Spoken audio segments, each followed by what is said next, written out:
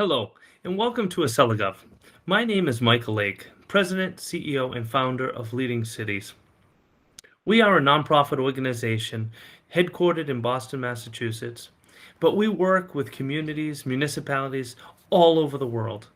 And in that work, we identified some years ago that there was a real gap between innovators and the creations that they've come up with, the solutions to urban challenges, and the municipalities and the governments that need to be deploying those solutions. To bridge that gap, we created a program called AcceliCity. It has become the world's largest GovTech-focused accelerator program.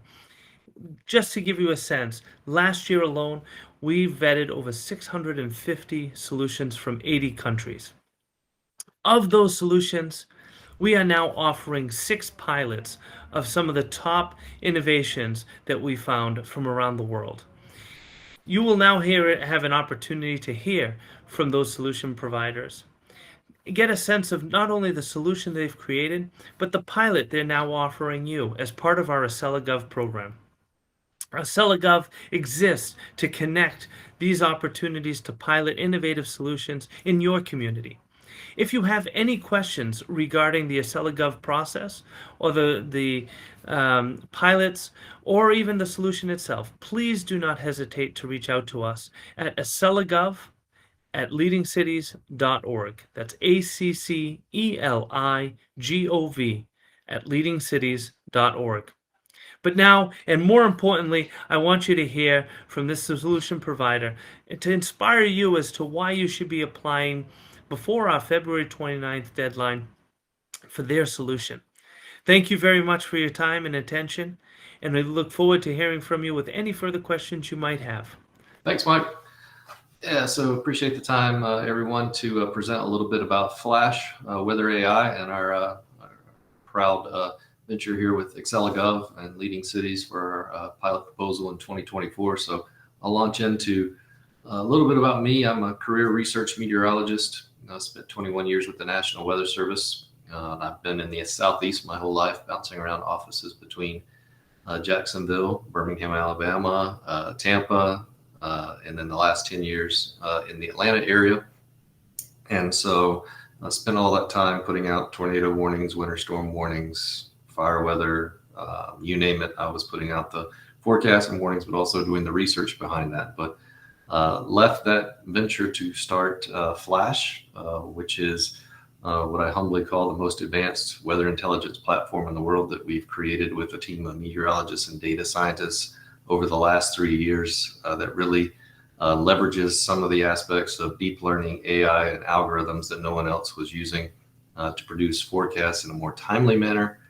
We update our forecasts every 2 minutes, but also producing more accurate forecasts, and more recently bundling all of that technology and the patents that we have into a user interface that's easily accessible by cities and private companies alike. So we've been getting a lot of traction with those. So with that, let me go through the presentation and I'll show you a demo of what we actually offer so you guys can see that. So let's go with the numbers first. 23. The U.S. experienced 23 separate billion-dollar weather and climate disasters in the first 8 months of 2023 alone, the largest number since records began. That $30 billion weather disasters, that's expected to, of those billion-dollar weather disasters, were expected to increase by 30% each year. So it keeps getting worse and worse, largely due to the effects of climate change in general, but other factors as well, such as buildings going up and more infrastructure in dangerous places. Lightning frequency as a whole, lightning frequency and resultant wildfires are expected to increase by 50% through 2100. And a third of the U.S. GDP is either influenced directly or indirectly by adverse weather conditions. And despite all of these factors, 30 years ago, it took 6 hours to get a new hurricane forecast. Today, it still takes 6 hours to get a new hurricane forecast. And so whether you're talking about hurricanes, whether you're talking about nor'easters, whether you're talking about any weather parameter, I don't care if you're looking at the app on your phone, it may look like it's updating rapidly, but it's only updating once an hour and extrapolating the rest of the data. And so I went up to Washington, D.C. I was testifying before the House Science Committee a few months ago, and I was pleading with them. I was like, listen, our forecasts have only marginally improved, and it's still taking us just as long because we're using these archaic methods to forecast.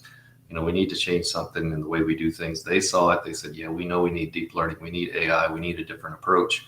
But it takes the government so long to get to those things. So that's why I left my government job, started this venture with the data scientists and meteorologists, and that's what we've built over the last 3 years. It is something that's far superior than what you'll see from NOAA, National Weather Service, or some of those other entities that are forecasting. So I do present to you Flash Weather AI, the future of weather forecasting. We're harnessing AI to predict lightning, tornadoes, hurricanes, and more with unparalleled precision. So we did start with lightning. We predict lightning out to 6 hours in a general sense. So out to 6 hours, we can say lightning is going to be in southeast Massachusetts in 4 hours.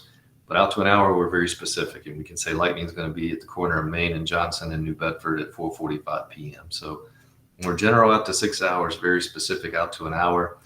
We've used that technology to now get some really good traction, which I'll show you here in a minute in the private sector. But it's just not lightning. We're starting to take in other weather parameters as well, such as snowfall, such as rainfall, such as temperatures. For student athletes out there, we're starting to get a lot of traction because we're taking wet bulb globe temperature, which is becoming a huge issue with school athletics in terms of the heat in the summer. We're starting to do air quality too, and bringing in air quality under our AI umbrella and showing you the air quality, and all bringing that into a nice user interface for everyone to see. So as I mentioned before, when I was up at the House Science Committee, I promise there's not going to be a quiz on this at the end. I'm not going to make you memorize this formula, but this is what I learned when I was in school. And it's just a highly inefficient way of forecasting, and that's what we use with these supercomputers. That's what we use daily, and that's why it takes so long. That's why it takes 6 hours to get a new forecast. What we do is we use the past to predict the future. And so we use 30 years of data. And so we say, hey, we've seen thousands of nor'easters go up the coast. We've seen hundreds of thousands of thunderstorms. We've seen thousands of tornadoes. We know what the ingredients were that led to that, and we know what the outcome was. So why not leverage that data, take that 30 years of data, and we'll use the past to predict the future. And so by doing that, we don't have to wait those 6 hours to compute. We've already done the computing already on the back end. Now all we have to do, and when I say all, I put it in quotation marks because we're taking in terabytes of data every 2 minutes, is take in those observations, compare them to the past, and say, okay, we've seen this before, now this is what's going to happen. And so the beautiful byproduct of that, again, is we issue a new forecast every 2 minutes. And so, I had IBM call me up last summer. They had an event down at Dallas-Fort Worth. They own the weather company. There was a downburst that they missed. And the reason they missed that downburst is because their models update once an hour. And they asked us how we did. We didn't miss it. We update every 2 minutes. So we were able to see that evolution and life cycle of that thunderstorm. We were able to predict accurately when that thunderstorm was going to occur. And so that's what the true advantage of what ours is, as Mike was alluding to earlier, weather changes often. If you just sit around and wait 5 minutes and the weather will change. Well, that's why we have to update every 2 minutes so we can get those small scale weather changes in there. And that's what makes us different. Bottom line, we save time, we save money, we save lives in what we do. Here's just a quick example of how we're different. I'll take you through the dashboard and show you something, but this is in yesterday's solution. So you might be concerned with an athletic field here or a park or something like that in your city. You're looking at your phone, you're seeing this radar, you're saying, is this stuff going to affect me? Even if you have movement on it, you're saying, okay, is it going to stay north of me? Is the thunder going to affect me? When do I need to get the kids off the field? Our solution over here is the time until first strike. So each of these contours represents the time until this activity, which is the lightning, will affect your location. So these are the same time frame. This is just on the right. We're actually telling you when this activity will affect you, and we translate that into messaging for you too as well. So we're predicting the lightning rather than be reactive to the lightning. You're being proactive, and we're telling you exactly when it's going to occur. So lightning's forecast to occur in the next 50 to 60 minutes. Lightning's forecast to occur in the next 15 to 20 minutes. We send another one that says lightning is here. And then we send a final one that says the threat of lightning has diminished. You can resume your normal activities. All this, I should tell you, is software only. No hardware needed for any of this, so that we can monitor an infinite amount of locations like this within a city and move those locations around from place to place. And so that's what we're really excited about. That's why we have golf courses. We just had the PGA section in Georgia sign up for this. We have the one in Massachusetts signing up for tomorrow because they can change their locations from location to location weekly and monitor those locations for adverse weather conditions. Going to be talking to the PGA panel on AI next week. Just 5 of us were selected to talk to them. So we're getting a lot of traction in golf and expanding that into schools, athletics, other aspects of those as well. Here's some of the, as I mentioned, some of the channel partners that we're working with. Golf Genius is our biggest one that takes us to 10,000 golf courses across the United States with our, not only our lightning technology, but the other aspects of what we do. But we're working with aviation, working with United and Delta as well, and some of the other insurance carriers in addition to QBE as well. So this was outside of QBE, we had Hilton Head come to us, Hilton Head Island, and they were asking for a project proposal. And so this is kind of what we had developed for them outside of this AcceliGOV venture. But Hilton Head Island, they had specific needs. They're a thriving community with popular tourist destination, 42 square miles, 7 beaches, 20 parks, 7 marinas, and more. So if they wanted to go in there and do this hardware solution that some of these other companies have with lightning detection, that would have been impossible for them to cover all of these aspects. And so with our software solution, we can cover those. So we can protect their 40,000 residents and their 3.1 million visitors that they have. And so what we proposed to do was develop a private app for just Hilton Head Island that was zoomed into their location. And this is much like what we would do for you guys through the AcceliGOV proposal. Provide real-time weather notifications and warnings tailored to the need of the area. Install QR codes in certain low places across the city where people could actually use the QR code to get the app as well, so they could get weather information at their hands on what's going on in their city. Educate and engage the community through collaboration with local businesses, and just really establish Hilton Head Island as a safety leader. And so an innovative solution. So for your city, this is what it would do for you. You'd be at the cutting edge of this technological wave of AI and weather, and getting the latest information out to your citizens.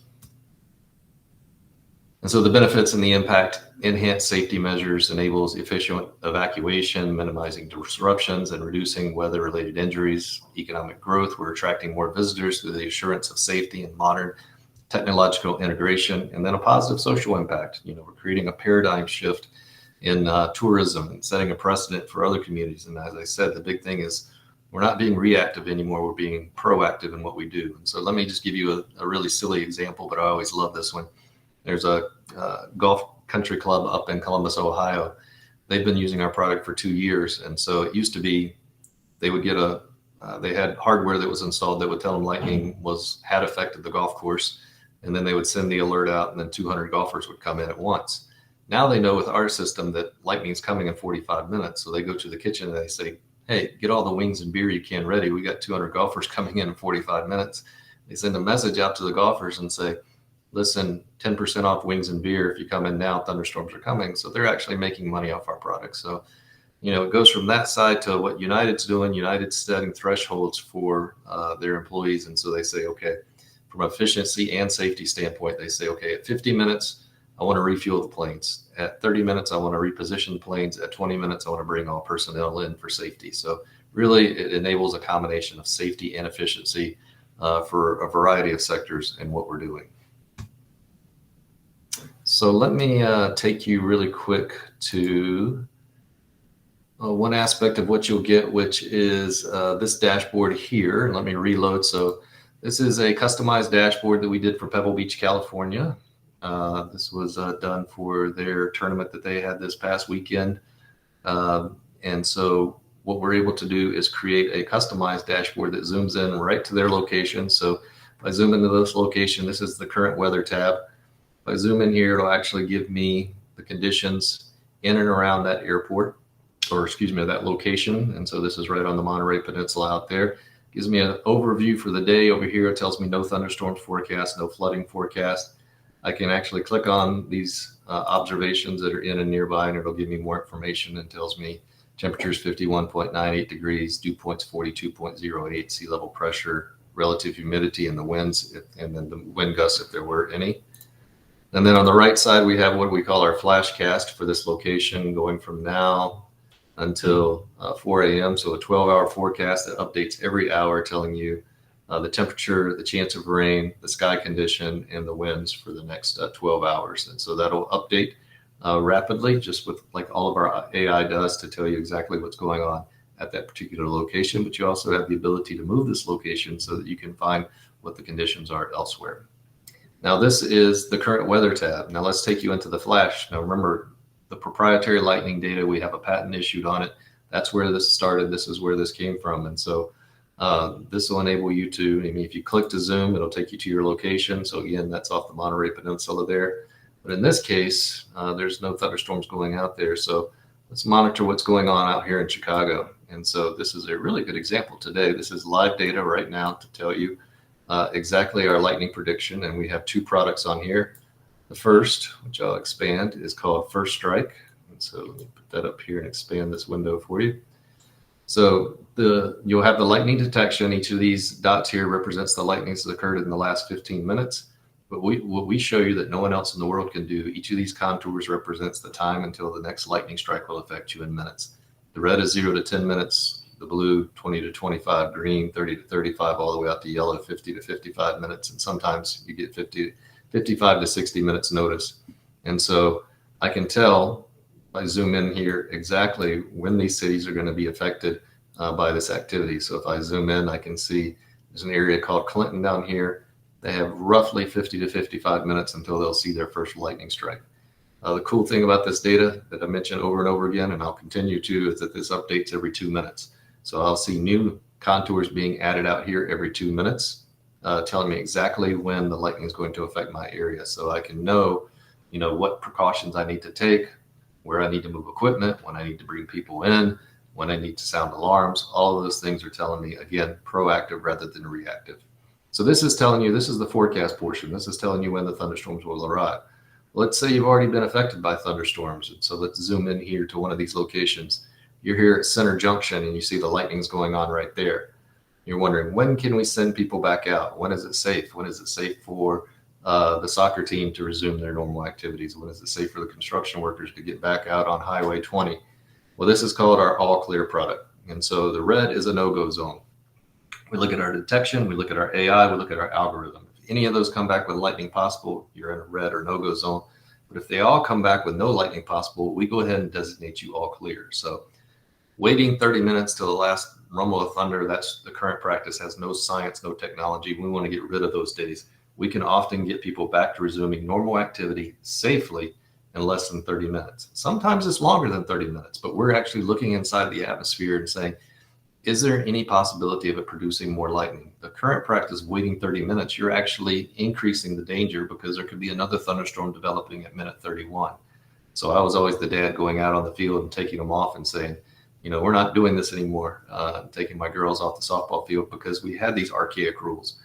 We're infusing science and technology into it so that people like you, people like golf superintendents, people like umpires, they're having to be meteorologists. They don't want to be meteorologists anymore. And so we're giving them the tools that they need so they don't have to be meteorologists. And so you might have just seen this did update because we were sitting here 2 minutes and you saw some of the red dissipating on the backside. So this is our flash proprietary lightning data. It also has short-term warnings on this. So if there were any tornado warnings, severe thunderstorm, flash flood warnings, those would appear here. You could click there and get more information on that. As if all this wasn't enough, we also wanted to include the entire weather forecast suite because we know people want a one-stop shop. So for this, we have the forecast out through 7 days, including graphics. So you can zoom in on any of this and it'll actually tell you what the temperatures are. So since we have the activity going on in Chicago, let's zoom in there to see what's actually going on there. And it'll actually tell you what the high temperatures are expected for today. So if you get 60s in Illinois at this time of year, you're going to have thunderstorms. So that makes sense. So highs in the 60s there gives you really detailed information about what you're going to get. Highs, lows, rainfall, snow, ice, wind, severe, and flood threat out through 7 days. If you don't care anything about the graphics, we have it in text forecast over here, but we also have these bar charts here to tell you exactly how much rain you're going to get. 0.02 inches of rain, no ice, no snow. Tells you exactly what you're going to get for each of those days. So really good in terms of that. Let's take a look at the rainfall because it will show you the rainfall amounts. So if I zoom into this area, actually we'll look at Friday night because we'll get a little bit more time period to look at. by looking at it there. So if we look at Friday night, this will zoom in and I'll do the rainfall for that day.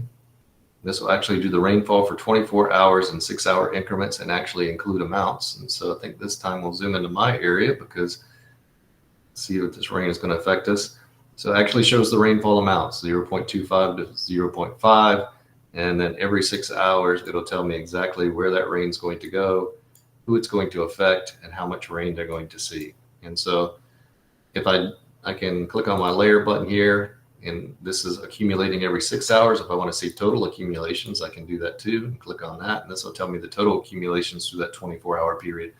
And I can see 0.5 to 0.75 and 0.5 to 0.75. So snowfall, same thing. It'll show me the snowfall and it'll accumulate with time. So it's like we're going to have some activity out in Texas and Colorado there. So if I take that through every 6-hour period, it'll show me exactly. If I zoom in here, it'll tell me exactly how much snow, 3 to 6 inches, 1 to 2, 3 to 6 for those 6-hour periods out through that. We do that out through, for the maps, through 3 days, the entire forecast out through 7 days. We do ice as well.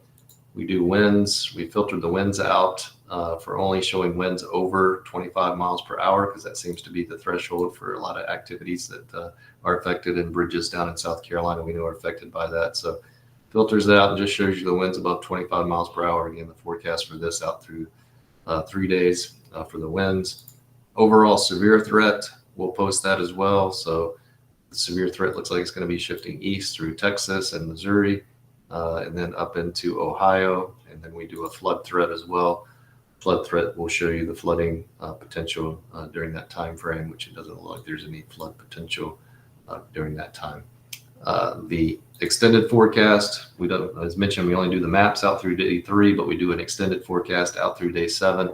But again, even through those time periods, you can click on the more details and you can get how much rain is going to fall during that time period, how much ice is going to fall, and how much snow is going to fall as well. So final thing I didn't mention on the current weather is that we also show these graphs of the temperatures over the next 12 hours, chance of precipitation, wind speed, and then we also show recent rainfall at that location. So it's taking AI and the satellite, and it's taking the closest observation, and it's matching that to the location you're at so that you don't need any hardware installed, but it's accurately telling you exactly how much rain you've had in the last 1 hour, 6 hour, 12 hours, and 24 hours. So really this customized dashboard would just be one of the experiences you would have. But I mean, you can search for locations and go anywhere you want with this. And so, you know, if I'm not concerned with this area and I want to go somewhere else, you know, I can search in here for New Bedford, Mass, select that. It'll zoom into New Bedford and it'll give me all the information for that location as well. So really an all-in-one dashboard that you get customized to your location with the URL specific to you that you can use in your operations. In addition to this aspect, what we also offer, let me show you, let's see, that was a good case. So I will show you the AcceliGOV. What you get in addition to the dashboard here is you would also get notifications for personnel where you are. So if you wanted to be notified for this specific park, then you could get notifications to tell you when the lightning is going to arrive. But also as part of this pilot program, we're also offering our app free to all the citizens of the city. So whoever wants to download the app, we're actually offering that free. It won't be free forever. The app is really, really nice. So the app has 2 parts. It has a detection part, tells you geolocated to your location, tells you you're within 9 miles of the closest lightning strike. But it also has what no one else has, which is the forecast portion, which the forecast portion tells you over the next hour what the lightning threat will be every 5 minutes, updating every 2 minutes.